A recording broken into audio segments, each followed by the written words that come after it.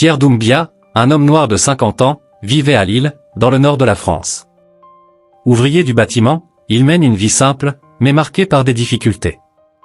Pierre a fait face au poids du racisme dans son quotidien. Sur le chantier, il était souvent traité différemment par ses collègues et ses supérieurs, comme s'il avait besoin de prouver sa valeur chaque jour, rien qu'en raison de sa couleur. Marié à Sophie, une femme blanche avec qui il a eu 2 enfants, Pierre sentait que, malgré l'amour de sa famille, le monde extérieur était froid et impitoyable. Ses enfants, Émeric et Léa, tous 2 adolescents, commençaient eux aussi à remarquer le racisme dans leur quotidien. Pierre s'est efforcé d'être un bon père, mais la douleur des micro-agressions et de la discrimination qu'il a subie au fil des années a commencé à l'éloigner émotionnellement de sa famille.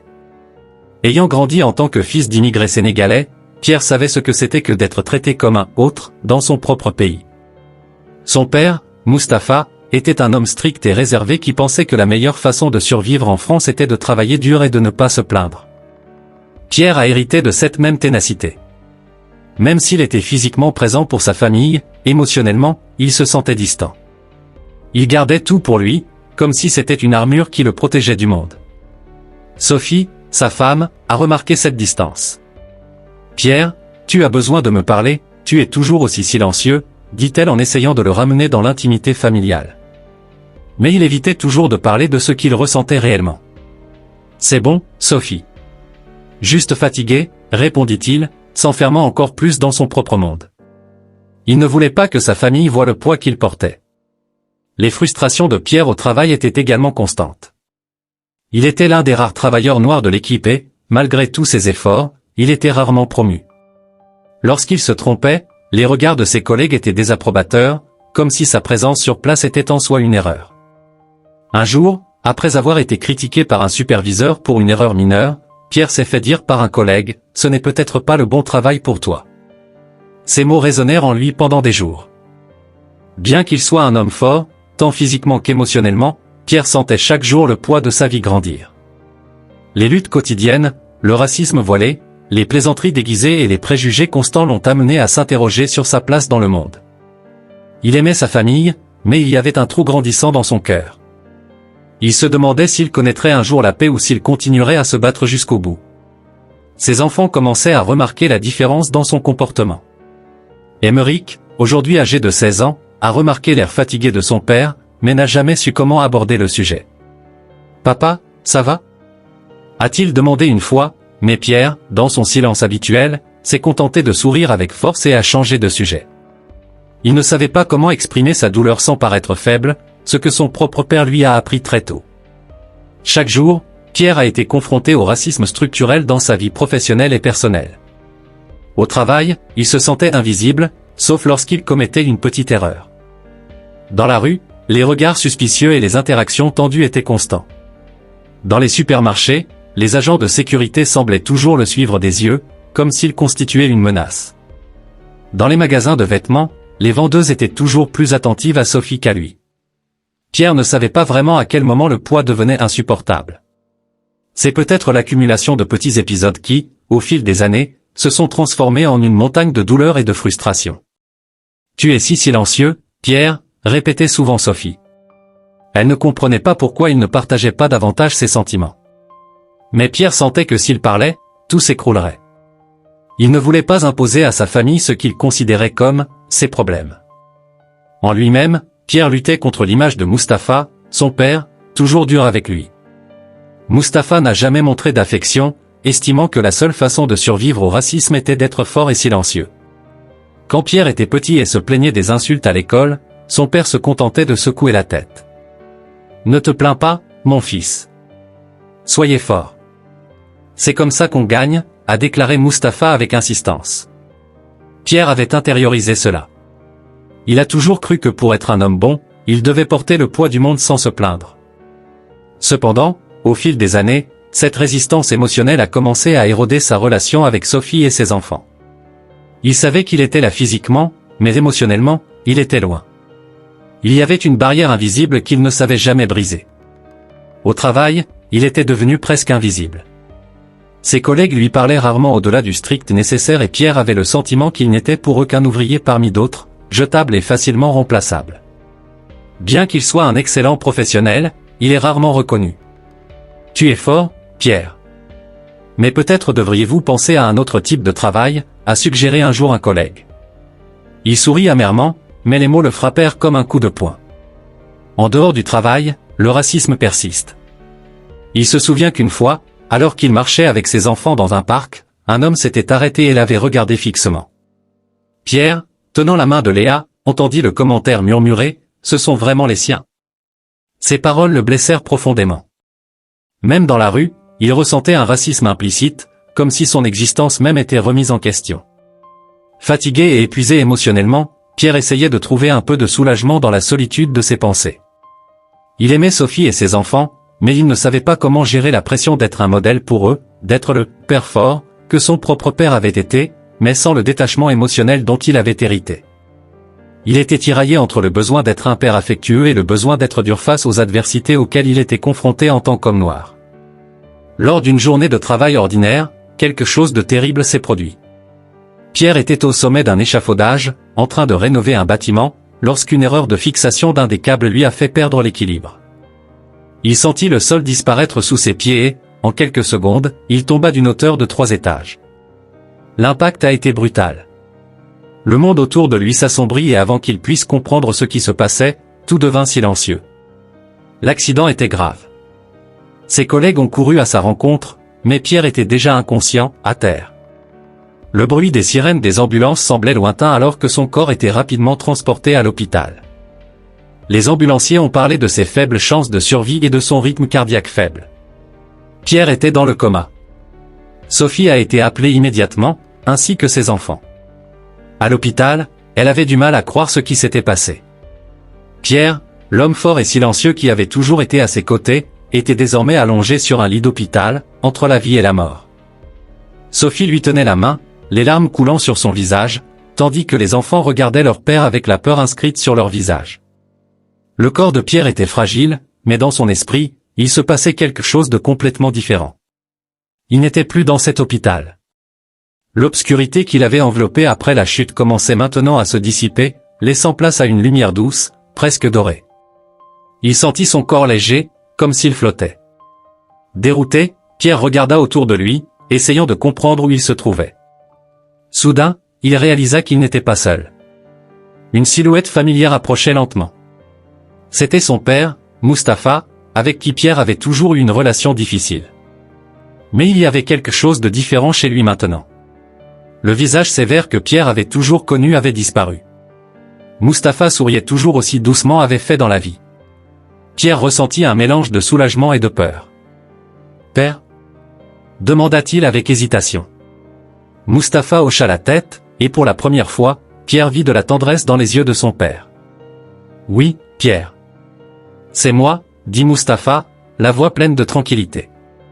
Pierre ne savait pas quoi dire. Il avait gardé tant de mots, tant de sentiments depuis si longtemps, que maintenant il se sentait perdu. « Pourquoi n'as-tu jamais dit que tu étais fier de moi ?» demanda Pierre, les larmes aux yeux. « Pourquoi n'as-tu jamais montré que tu t'en souciais ?» Mustapha s'avança en posant la main sur l'épaule de Pierre. « J'ai fait une erreur, mon fils. Je pensais que je t'apprenais à être fort, mais je te repoussais juste. Je ne savais pas comment montrer l'amour que je ressentais, » a avoué le père, la voix calme mais pleine de regrets. Pierre sentit une vague d'émotion l'envahir. Toutes les frustrations qu'il avait si longtemps retenues étaient là, devant lui, incarnées dans la figure de son père. Pierre se sentait confus. Voilà l'homme qui, pendant des années, croyait ne l'avoir jamais vraiment aimé, s'excusant, ce que Pierre ne s'attendait jamais à entendre. Le champ doré environnant semblait bouger doucement avec le vent et le silence était presque spirituel. « Tu ne m'aimais pas ?» demanda Pierre, la voix brisée. Il avait besoin de comprendre. Il avait besoin de réponses qu'il avait hantées toute sa vie. Mustapha soupira, ses yeux montrant la douleur qu'il portait de ne jamais pouvoir s'ouvrir émotionnellement. « Je t'aimais, Pierre. J'ai toujours adoré. Mais je ne savais pas comment le démontrer. J'ai été élevé dans la conviction que les hommes ne pouvaient pas être fragiles. Montrer de l'amour était un signe de faiblesse, a-t-il expliqué. Pierre écoutait attentivement, le cœur oscillant entre le pardon et la colère accumulée depuis des années. « Mais, pourquoi m'as-tu appris à être comme ça ?» demanda Pierre, maintenant les larmes coulant librement sur son visage. « Pourquoi ai-je aussi appris à me fermer à tout ?» Je ne peux pas montrer ce que je ressens à Sophie, à mes enfants. Je les aime, mais je ne sais pas comment être le père dont ils ont besoin. Il ressentait de la confusion en lui, comme si sa vie entière s'effondrait dans un tourbillon d'émotions non résolues. Mustapha posa une main réconfortante sur l'épaule de Pierre. J'avais tort, mon fils. Je t'ai fait du mal. Mais vous avez encore la chance d'être différent. Ne faites pas la même erreur que moi, a-t-il dit avec une sincérité dont Pierre n'avait jamais été témoin. C'était comme si, à cet instant, Mustapha devenait enfin le père que Pierre avait toujours souhaité avoir. Cet endroit, ce champ de lumière semblait offrir à Pierre une opportunité unique. Il sentit le poids d'années de silence et de colère commencer à s'atténuer. Pour la première fois, il se sentait libre d'exprimer ses émotions, sans crainte d'être jugé, sans la pression d'être tout le temps fort. Je ne sais pas comment changer, dit Pierre, encore hésitant, mais avec maintenant une lueur d'espoir dans la voix. Oui, dit Mustapha en souriant doucement. Tu es déjà fort, Pierre. Ça l'a toujours été. Mais la vraie force ne réside pas dans le fait de tout garder pour soi. Il s'agit de se permettre de ressentir et de se connecter avec les autres. Retourne dans ta famille. Dites-leur ce que vous ressentez.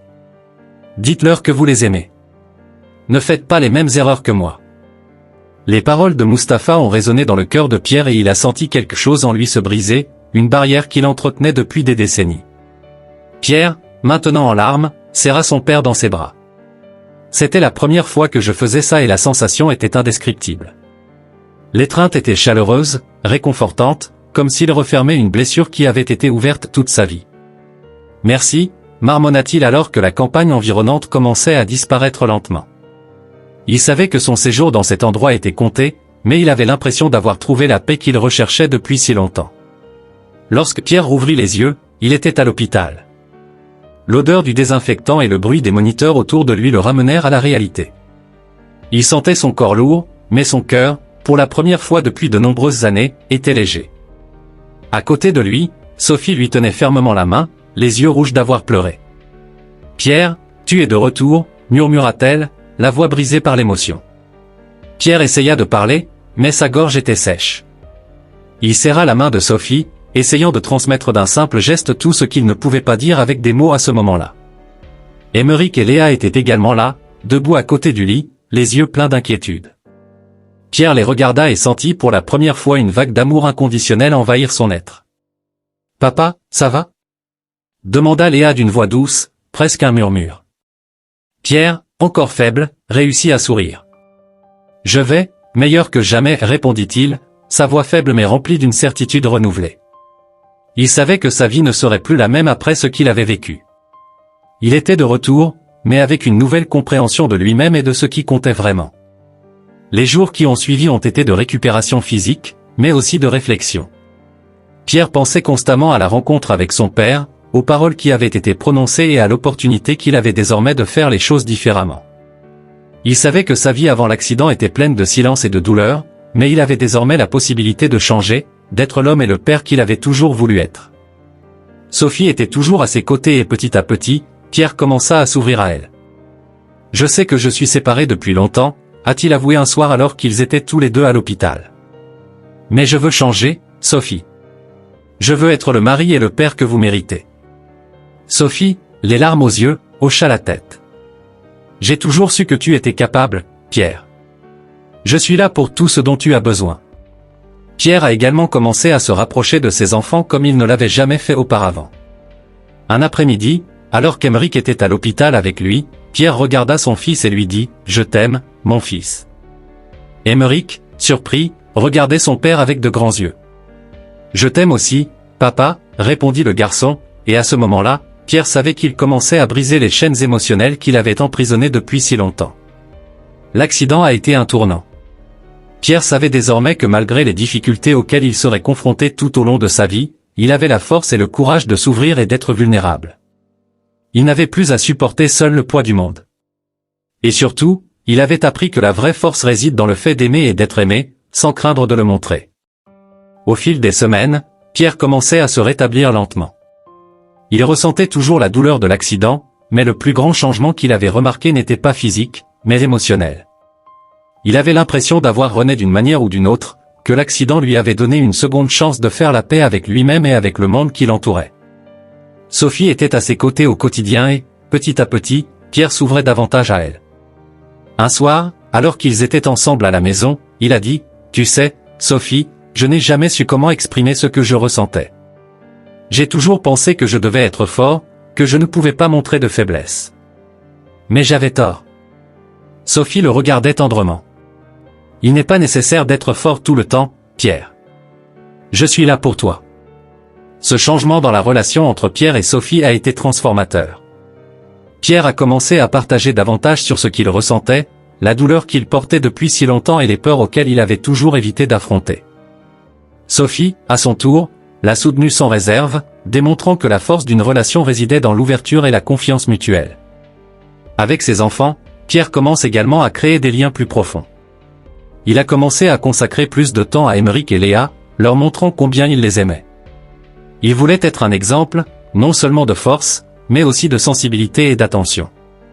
Un après-midi, alors qu'il se promenait dans le parc, Pierre dit à Léa, « Tu sais que je serai toujours là pour toi, quoi qu'il arrive, n'est-ce pas ?» Léa sourit et hocha la tête en tenant la main de son père. Pierre a également commencé à réfléchir au racisme auquel il a été confronté tout au long de sa vie. Il savait qu'il y aurait encore des défis à relever, que les préjugés ne disparaîtraient pas du jour au lendemain, mais il se sentait désormais mieux préparé à les affronter. Il a refusé de laisser le racisme définir qui il était ou sa capacité à aimer et à être aimé. Le rapport de Pierre à sa propre identité commence également à changer. Il en est venu à voir la beauté et la force de sa couleur, de son histoire, et a commencé à renouer plus profondément avec ses racines sénégalaises. Il voulait que ses enfants soient fiers de leur héritage et a commencé à partager davantage d'histoires sur ses ancêtres, ce qu'il avait rarement fait auparavant. L'accident a été un tournant et Pierre sait que malgré tout ce qu'il a souffert, il est désormais en paix avec lui-même. Il avait retrouvé son père dans un endroit au-delà du monde physique, mais il était désormais prêt à vivre pleinement, avec amour, acceptation et une nouvelle force intérieure. Il était revenu à la vie avec une mission claire, être le meilleur mari, père et homme qu'il pouvait être. Après son rétablissement, Pierre a commencé à s'impliquer plus activement dans la communauté qui l'entourait.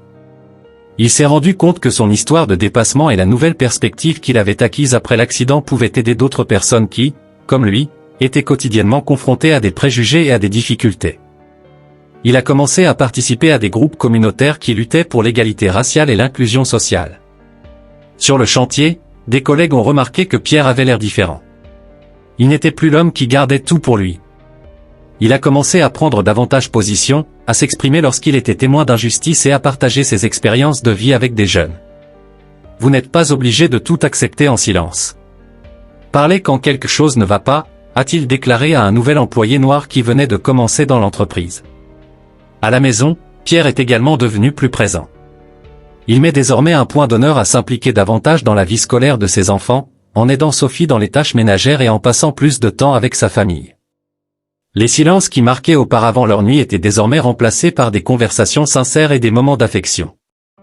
La distance qu'il ressentait autrefois entre lui et sa famille semblait désormais disparaître. Un jour, Pierre a été invité à donner une conférence dans une école locale sur son expérience de vie. Il hésita au début, mais Sophie l'encouragea à accepter. « Tu as beaucoup à partager, Pierre. Les gens peuvent apprendre de votre histoire », a-t-elle déclaré avec un sourire. Pierre a accepté l'invitation et, lors de la conférence, a partagé son parcours, depuis son enfance difficile, en passant par le racisme auquel il a été confronté, jusqu'à l'expérience de mort imminente qui a changé sa vie. La vraie force, a déclaré Pierre aux jeunes de l'école, ce n'est pas de porter seul le poids du monde. C'est s'autoriser à être vulnérable, demander de l'aide lorsque vous en avez besoin et ne jamais abandonner, même lorsque le monde semble contre vous. Son discours a touché de nombreuses personnes présentes et Pierre s'est rendu compte que, d'une certaine manière, il devenait un exemple, non seulement pour ses enfants, mais aussi pour d'autres jeunes. Au fil du temps, Pierre a commencé à constater l'impact positif de sa nouvelle approche de la vie. Il a inspiré ses enfants, ses collègues et même sa communauté. Ce qui semblait autrefois être un fardeau insupportable était désormais perçu par lui comme une opportunité de croissance et de changement. Il ne voulait plus être l'homme fermé qu'il avait été pendant tant d'années. Bien qu'il soit toujours confronté au racisme et aux difficultés de la vie quotidienne, Pierre avait désormais quelque chose qui lui manquait auparavant, l'espoir. Il savait que le changement ne viendrait pas de l'extérieur, mais de l'intérieur, et il était déterminé à poursuivre ce voyage de découverte de soi et de transformation. Il avait appris, grâce à son expérience de mort imminente, que la vie était trop précieuse pour être vécue dans le silence et la douleur. Il était désormais prêt à vivre pleinement, en paix avec lui-même. Pierre réfléchissait souvent à sa rencontre avec son père, Mustapha, lors de son expérience de mort imminente. Pour lui, ce moment a été un tournant dans sa vie. C'était comme si tout ce qu'il avait porté pendant des décennies, la douleur, les frustrations, le poids du silence, s'était doucement dissous dans ce champ doré, avec le pardon que son père lui avait demandé. « Je t'aimais, mais je ne savais pas comment le montrer », résonnaient encore les mots de Mustapha dans la tête de Pierre. Il comprit enfin que son père avait aussi été victime des circonstances, du racisme, de la dureté de la vie d'immigré dans un pays qui le rejetait souvent. Et grâce à cette compréhension, Pierre a trouvé le pardon, non seulement pour son père, mais pour lui-même. Cette expérience a donné à Pierre une nouvelle perspective sur ce que signifie être fort. Il a toujours cru que la force était synonyme de résistance, de tout porter seul, sans demander d'aide. Mais maintenant, il a compris que la vraie force résidait dans le pardon, l'acceptation de ses vulnérabilités et l'ouverture à ceux qu'il aimait. Il s'est enfin laissé aimer, sans craindre d'être considéré comme faible. Un soir, alors qu'il était assis avec Sophie sur leur porche, Pierre a partagé quelque chose qu'il n'avait jamais dit auparavant. « J'ai toujours pensé que pour être un homme bon, je devais être comme mon père. Soyez dur, silencieux, distant. Mais j'avais tort. Et maintenant je vois qu'être un homme bon signifie être présent, être vulnérable, aimer sans peur. » Sophie le serra affectueusement dans ses bras, sentant la profondeur de ses paroles. Pierre a également commencé à valoriser davantage les petits moments avec ses enfants. Le simple fait de dîner ensemble, d'écouter Aymeric parler de sa journée d'école ou d'aider Léa à faire ses devoirs avait désormais plus de sens pour lui. Il savait qu'en se connectant avec ses enfants, il brisait le cycle du silence hérité de son père. Le pardon que Pierre avait trouvé n'était pas seulement pour son père, mais pour lui-même. Il a compris qu'il n'avait plus besoin de se punir pour ses échecs passés. « Je suis assez », se répétait-il, chaque fois qu'il sentait le poids de l'autocritique. L'expérience de mort imminente lui a appris que la vie est trop courte pour être vécue dans une souffrance constante.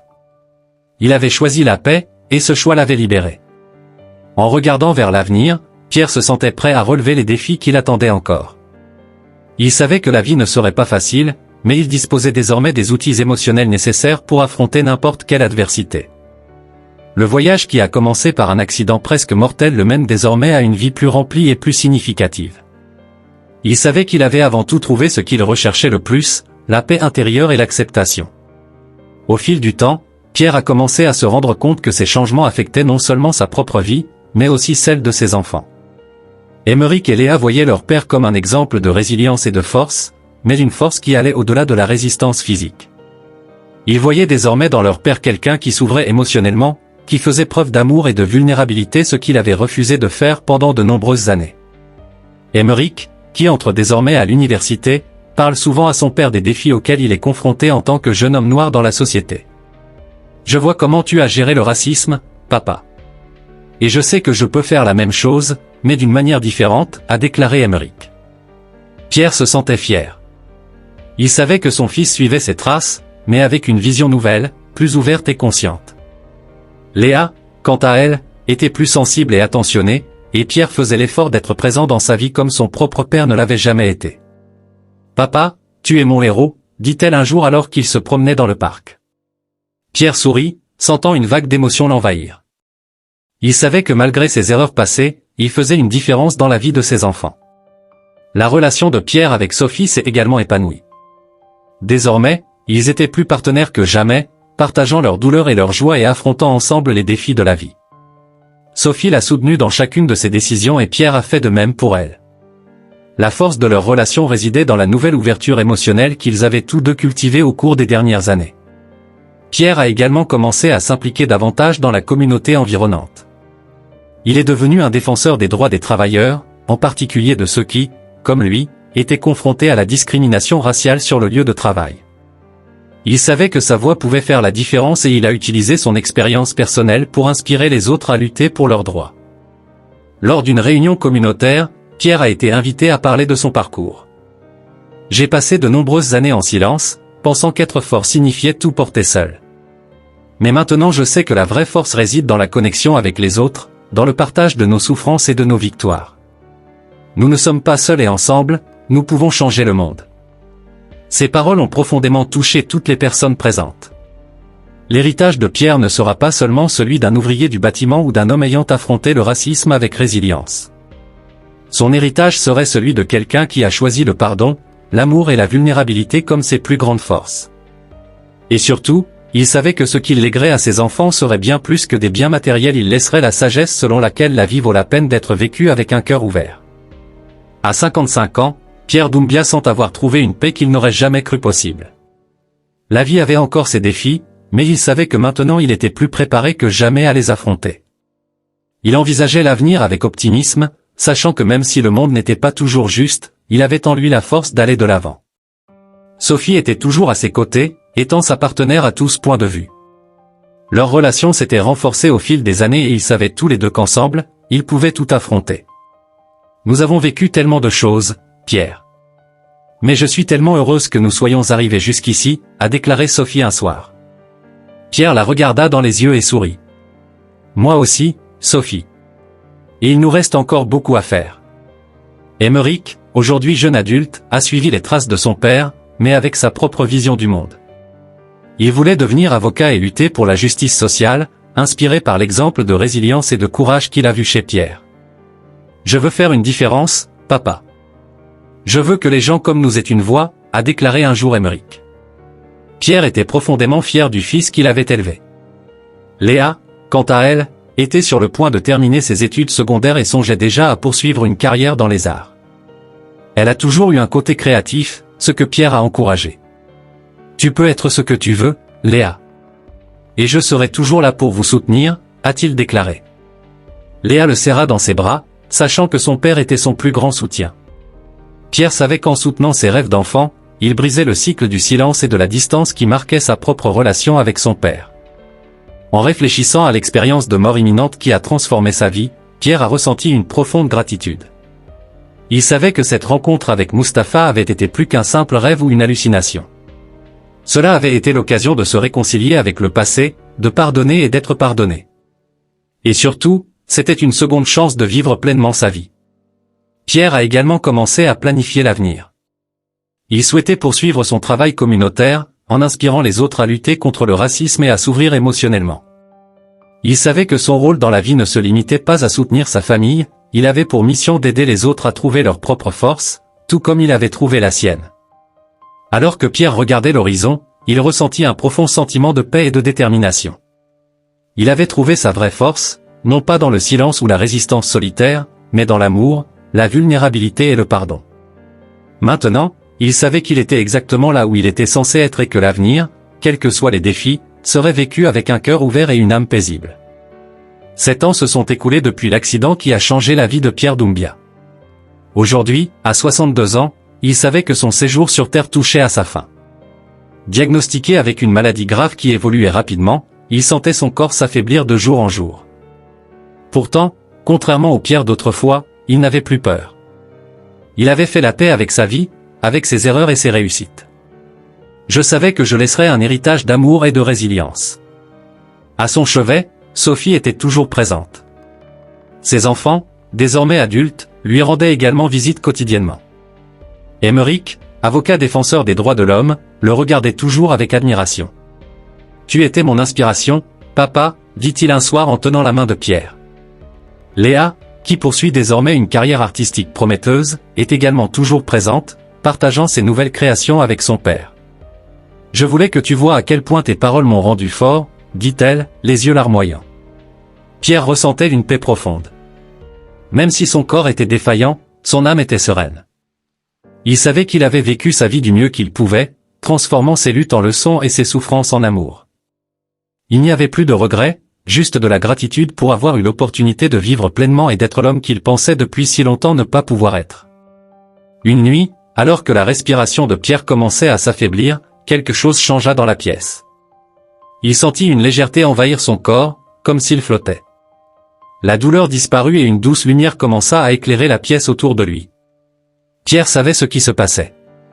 Il ferma les yeux, et lorsqu'il les rouvrit, il réalisa qu'il n'était plus dans la pièce. il se trouvait dans le même champ doré qu'il avait visité lors de son expérience de mort imminente. Et là, devant lui, se trouvait son père, Mustapha. Contrairement à la première fois où ils se sont rencontrés dans ce domaine, Pierre ressent désormais un lien profond avec son père. Mustapha souriait, avec la même sérénité dont il faisait preuve des années auparavant. « Je suis venu te chercher, mon fils », dit Mustapha d'une voix pleine d'amour et de bienvenue. Pierre sourit, ressentant une paix qu'il n'avait jamais connue de sa vie. « Est-il temps ?» demanda-t-il, connaissant déjà la réponse. « Oui, Pierre. Vous avez fait ce que vous deviez faire. Je suis fier de toi, » dit Mustapha en s'approchant et en posant sa main sur l'épaule de Pierre, comme il l'avait fait lors de cette première expérience. Mais cette fois, il n'y a eu ni larmes, ni regrets. Il n'y avait qu'une acceptation. Pierre regarda autour de lui, ayant l'impression que c'était là qu'il appartenait vraiment maintenant. Il savait qu'il avait rempli sa mission sur Terre et qu'il avait laissé un héritage à sa famille. En marchant aux côtés de son père, Pierre se retourna une dernière fois, comme pour dire au revoir au monde qu'il avait connu. Il pensa à Sophie, à Émeric, à Léa, et ressentit une vague de gratitude. Il savait qu'il les avait bien préparés pour la vie. Désormais, il pouvait avancer en paix, sachant qu'en fin de compte, l'amour qu'il avait donné et reçu était tout ce qui comptait. Ainsi, main dans la main de son père, Pierre marche vers la lumière, en paix avec lui-même et avec le monde.